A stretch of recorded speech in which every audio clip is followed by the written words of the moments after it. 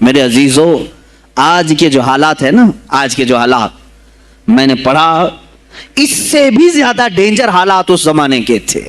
آج لوگ حالات کی شکایت کرتے ہیں، بہت سارے علماء مولانا ہم سے یہ کہتے ہیں حالات اب صحیح نہیں ہیں، ویسے نہیں ہے پہلے۔ میں تمہیں غوث پاک کے حالات بتاتا ہوں، اس وقت سیاسی حالات کیا تھے۔ اس وقت سیاسی حالات اتنے خطرناک ہو چکے تھے، بغداد میں شیعوں نے اپنا گڑھ جمایا تھا، یہاں تک کہ ہر عالم پر، ہر واعظ پر، ہر امام مسجد پر پابندی تھی۔ سیدنا ابو بکر صدیق اور حضرت عمر کا کوئی نام نہیں لے سکتا تھا، کوڑے مارے جاتے تھے۔ شیخین کا اگر کسی نے نام لے لیا، کسی عالم نے، کوڑے مارے جاتے تھے۔ خلیفہ واثق باللہ تک یہ تاریخ چلی بغداد میں، اور سلطنتیں ٹوٹ چکی تھیں۔ سیاسی حالات اس قدر خراب ہو چکے تھے، چھوٹی چھوٹی ٹکڑیوں میں بٹ چکے تھے مسلمان۔ مصر کی طرف دیکھیں تو فاطمی حکومت قائم ہو گئی تھی، وہ اپنے آپ کو فاطمی کہہ رہے تھے۔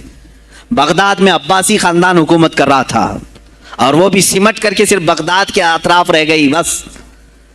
پھر ترکی کی طرف دیکھیں تو سلجوکی خاندان تھا، ایک ایک ٹکڑا حکومت کر رہا تھا، اور یہی آپس میں دست بگریباں تھے، ایک دوسرے سے لڑ رہے تھے۔ اور پھر پلس اس پر ایسا کہ بازنطینی جو عیسائی تھے، صلیبی تھے، ان سلطنتوں کو آپس میں لڑا کر کے اس قدر شدت پیدا کر چکے تھے کہ بغداد والا مصر نہیں جا سکے، مصر والا ترکی نہ آ سکے۔ پھر ادھر بخارا، سمرقند، نیشاپور، یہ جو رشیا میں ہیں آج، ازبکستان وغیرہ میں، یہاں الگ ایک سلطنت قائم تھی، اور ہند میں الگ کفرستان تھا۔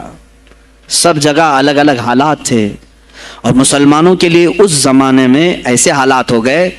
بغداد علمی مرکز تھا، کوفہ اور بصرہ علم کے مرکز تھے۔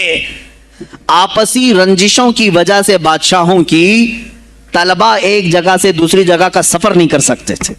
بغداد کے سارے مدرسے بند پڑے ہوئے تھے، کیونکہ طلبہ آ نہیں سکتے۔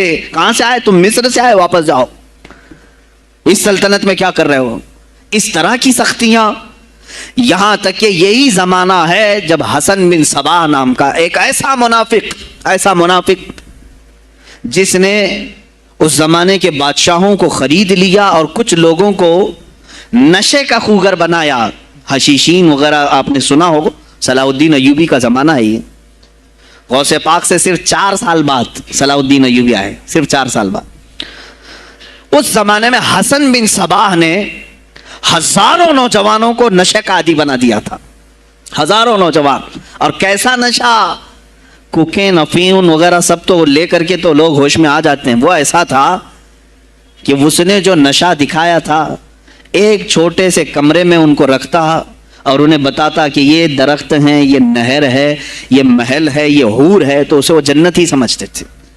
اور پھر اس کمرے سے باہر نکالتا اس کو، تڑپ تڑپ کے آدمی مر جاتا کہ مجھے میری جنت میں واپس کرو۔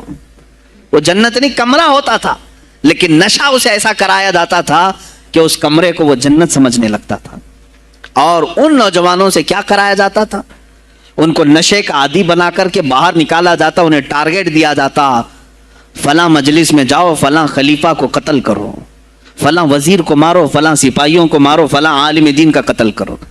اور وہ اپنا ٹارگٹ پورا کر کے آتے ہیں، اس لیے کہ انہیں نشہ چاہیے تھا۔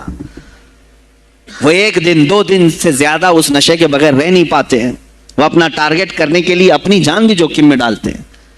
اس طرح کے کئی حملے خلفاء پر کرائے حسن بن صباح نے۔ اور جانتے ہیں، میں نے آج تاریخ دیکھی، حسن بن صباح نے علماء اہل سنت کو، اس زمانے کے 40,000 علماء کو قتل کرایا۔ یہ وہ زمانہ تھا جب بغداد کا حال یہ تھا کہ نشہ زیادہ ہو چکا تھا، علم دین کے مراکز بند ہو رہے تھے، اور علماء بولنے میں ہچکچا رہے تھے، ڈر رہے تھے، اور سلطنتیں آپس میں ایک دوسرے سے ٹکرا رہی تھیں۔ جو خلیفہ بیٹھتا وہ نہایت عیاش قسم کا خلیفہ آتا تھا۔ اکثر خلیفہ عیاش آئے، ان کے حریم میں، ان کے حرم خانے میں، یعنی ان کے محل میں 40 عورتیں ہوا کرتی تھیں، جن کے ساتھ وہ وطی کرتے، جمع کرتے۔ جبکہ وہ مسلمان خلیفہ، ایک بادشاہ کے لیے چاہے کوئی بھی ہو 4 سے زیادہ کی اجازت ہے، 40 کنیزاؤں کے ساتھ وہ زندگی گزار رہے ہوتے، اس میں عیسائی بھی ہوتی، یہودی بھی ہوتی، سب قسم کی ہوتی. یہ خلفاء کا حال تھا. تم کیا کہہ رہے ہو ہمارے زمانے کو؟ ارے حالات برے ہیں، حالات برے ہیں. ابھی اور میں بتاؤں کتنے برے حالات اس زمانے میں تھے. علماء کو کوڑے مارے جاتے تھے اگر بولے. ارے شیخین کا نام لینے پر پابندی بغداد میں لگ گئی ہو، اس سے بڑا اور ظلم کیا ہو سکتا ہے؟ سیدنا ابو بکر صدیق حضرت عمر کا نام لینے پر کوڑے مارنے لگائے جاتے. ایسے حالات میں شہنشاہ بغداد سیدنا عبد القادر جیلانی بغداد آئے ہیں جب آپ کی عمر صرف 18 سال کی تھی. 18 سال کی جوانی میں آپ نے ملاحظہ کیا، حالات کو دیکھا، تعلیم حاصل کی بڑے بڑے اساتذہ سے. آپ کے اساتذہ فقہ میں الگ ہیں، حدیث میں الگ ہیں، تفسیر میں الگ ہیں، علم کلام میں، کئی علوم و فنون پہ آپ نے مہارت حاصل کی. اس کے بعد حالات دیکھ کر کے آپ نے کیا کہا؟ یہ اب یہاں سے میں ہر ایک عالم دین کے لیے بشمول من میرے لیے نصیحت سمجھتا ہوں. خلفاء کے وقت کے سلاطین کی بھی بہت ساری ایسی سختیاں تھی جس کو آپ نے برداشت کیا. کئی لوگوں نے آپ پر پابندیاں لگانے کی کوشش کی تھی. یہ تو سرکار غوث پاک کی استقامت تھی کہ آپ جمے رہے. اور سب سے بڑا کام آپ کا کیا تھا معلوم؟ خانقاہ کے گدی نشینوں غور سے سنو، جو غوث پاک کا نام لیتے ہیں، سرکار غوث پاک رضی اللہ تعالیٰ عنہ کی اس صفت کو میں بیان کروں تو یہ بغلیں جھانکیں گے. ابھی غوث پاک نے سب سے بڑا کردار کیا کیا جانتے ہیں آپ؟ لوگ کہتے ہیں خانقاہی ماحول قائم کرنا ہے، اللہ اللہ کرو، تسبیح لو، دلوں کی صفائی کرو، سب صحیح ہے. لیکن غوث پاک نے تقریباً 25 سال صرف جہاد پر بیان کیا ہے. صرف جہاد پر کہا کہ اے گروہ مسلمین، تم پر اللہ نے ذلت مسلط کر دی ہے اس لیے کہ تم نے کوششیں ترک کر دی ہیں. حکومتوں کو صحیح کرنے کے لیے آپ نے باغ ڈور سنبھال لی تھی. غوث پاک جب بیان کرتے منبر سے تو وقت کا جو تخت تھا وہ بھی ہلنے لگ جاتا تھا. خلیفہ مستنجد باللہ اس زمانے کا خلیفہ ہے اور تنگ آ گیا غوث پاک کے پاس. جب وہ بیان کرتے اور ان کی عیاشیاں کھول کھول کر کے ذکر کرتے تو لوگوں میں اب احساس جاگنے لگا، کوئی تو اللہ والا آیا ہے جو نظام خداوندی قائم کرنے کی بات کر رہا ہے، نظام مصطفیٰ قائم کرنے کی بات کر رہا ہے. بغداد کی یہ حالات جب ہونے لگے، مستنجد باللہ 10 اشرفیوں کی تھیلیاں لے کر سونے کی غوث پاک کے دربار میں آیا. آپ مریدین کے ساتھ بیٹھے، ارے وہ حال و قال کی مجلسیں ہیں. مستنجد باللہ آیا غوث پاک کی بارگاہ میں، کہا کہ یہ حضور آپ قبول کر لیں، نذرانہ ہے. آپ نے کہا تو رکھ لے اپنا نذرانہ، تو اپنے پاس رکھ لے. کہا کہ ہدیہ قبول کرنا سنت ہے، آپ سنت کے خلاف کرتے ہیں. غوث پاک نے کہا اللہ ایک تھیلی لیا اور اپنے بغل میں دبا کر کے اس کو نچوڑنا شروع کیا تو اس سے خون ٹپکنا لگا. خون اتنا ٹپکنے لگا تو حاضرین مجلس دم بخود رہ گئے. خلیفہ مستنجد باللہ بھی دیکھ رہا تھا. غوث پاک نے فرمایا ابھی تو یہ ایک تھیلی ہے، میں 10 کو نچوڑوں گا تو یہ خون تیرے دربار تک پہنچ جائے گا، تیرے دربار تک پہنچ جائے گا. تو مجھے وہ اشرفیاں دینے آیا ہے جو تو نے غریبوں کے مال کو چوس کر کے حاصل کیا، تو مجھے خریدنے کے لیے آیا ہے. اگر مجھے تیرے خاندان کی حرمت کا خیال نہ ہوتا تو میں آج پورے بغداد کی نالیوں میں اسی کا خون بہاتا. خلیفہ مستنجد باللہ بے ہوش ہو گیا اور اس کے بعد جب ہوش آیا اس نے توبہ کیا اور آپ کے ہاتھ پر بیعت بھی کیا. اب اس کے بعد وہ خلیفہ ایسا پاک ہوا، نظر غوث جو پڑھی. اب اس کے بعد دربار خلافت کے حالات کیا ہو گئے سنیں.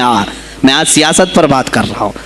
اب خلیفہ مستنجد باللہ کا دل جب صاف ہوا، 8 دن کے بعد وہ حاضر آیا. کہا سلطان الاولیاء اے شیخ عبد القادر جیلانی، آپ حکم فرمائیں کہاں کس طرح کا گورنر رکھنا چاہیے، گورنر کس طرح کا ہونا چاہیے. آپ نے غوث پاک نے اپنے خلفاء کو حکم دیا کہ لسٹ بنائی جائے، اسلامی سلطنت میں گورنر کون ہوگا.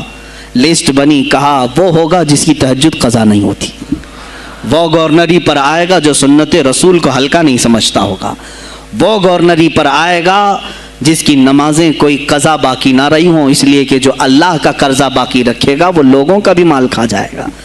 آپ نے لکھایا نام, خلیفہ مستنجد باللہ نے آپ کے اشارے پر گورنر پورے تبدیل کر دیے.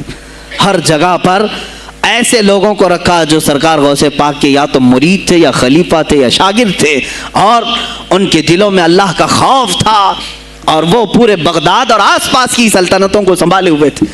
ایک وقت ایسا آیا کہ وہی چند سال پہلے جو بغداد نشے میں ڈوبا ہوا تھا, 10 سالوں کے بعد لوگ کہنے لگے کہ آج بغداد ایسا لگ رہا ہے جیسے عمر بن خطاب کا زمانہ آ گیا ہو, عمر بن خطاب کا زمانہ آیا ہو.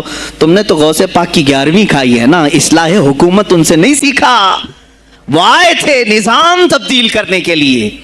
آج میں علماء سے بھی یہی کہوں گا, تم حق بات تو پہنچاؤ قوم تک. آج حالات ایسے ہیں میرے عزیزوں, ڈر اور خوف ان کے سینوں پر طاری ہوا. کس بات سے ڈرتے ہو؟